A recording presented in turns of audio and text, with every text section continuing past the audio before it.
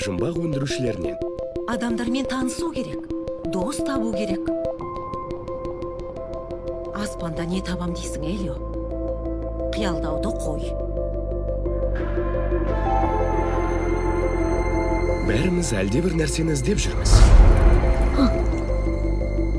Не ағып жатсың? Өзге ғаламшарлықты күтіп отырып. Менің орным сол жақта болу керек. Мынаған қара, мына қал не болады тумандығынан аумайды. Андағын кір сияқты ғой.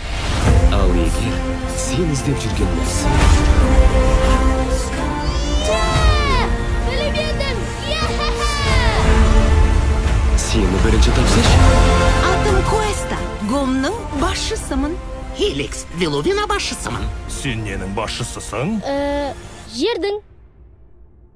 Естідіңдер ме? Бұл жердің басшысы екен.